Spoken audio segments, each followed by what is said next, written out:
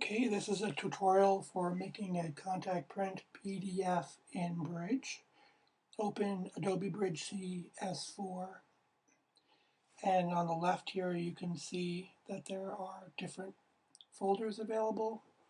We're going to go ahead and select the desktop, and you can see my desktop, and these are the images, the folders, and the documents that are on my desktop at this time. Let's pick something that I already know I have. This is, let's say, our first assignment. And so we'll double click here.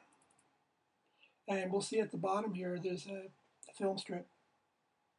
And so we can go ahead and work our way through this and select the images we want for our contact print.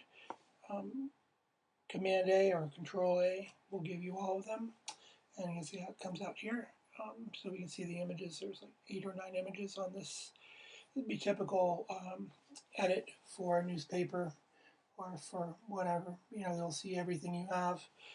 In this case, we want to see everything you shoot. So you'll need to put everything you shoot into a contact print and turn that in.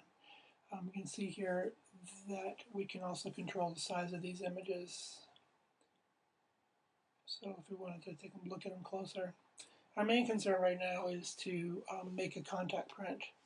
So we can worry about the data and all that stuff later, you know, entering keywords and that. But right now, we want to be able to take all our images that we just got off our camera, put it into Bridge, and then make a contact print. So the first thing that we'll need to do is we can see here that there are different folders or different operations here that we can go with. And it's really kind of a complicated program, but once you get used to it, it's pretty cool. So I'm just going to click on Output to Web or PDF. And that's going to bring me up this menu over on the side here. And you can see we have a variety of things we can do with it. We can make a web page, Flash web gallery, which is really cool if we wanted to do that, make our own web galleries from our images. Or we're going to just stick to the basics. This is an assignment. We need to get our work done. And so this is what we're going to do. We can see here that we have different options in terms of contact prints. The easiest one would be like a 4x5 contact print. Let's select to US paper, and we can preview it in this window. You can see what it's going to look like if we were to. So that's basically a preview. So it's very simple. All we need to do is go to the template, 4x5 or 5x8. Gives you lots. Don't get too complicated right now. This should be good enough. I've never tried international paper. I usually switch it over to US paper. Again, let's flip this over to preview. And so that's what the preview is going to look like. You can see here that I have a custom header up above, so you'll want to put your name in on this document as well. So let's just go find out where that is. I think it might be under header. There you go. So it's under header. It gives you the size you want. We can change the size to make it bigger and put in color if you want. Remember the naming protocol. We would want to do that on this piece as well. So we would put in the name, then the date, 01, 02, 10, and then my assignment is Elks. And then I would put CP, contact print, on the bottom. So let's go make this a little smaller so it's not so huge. And that's done. So let's refresh it.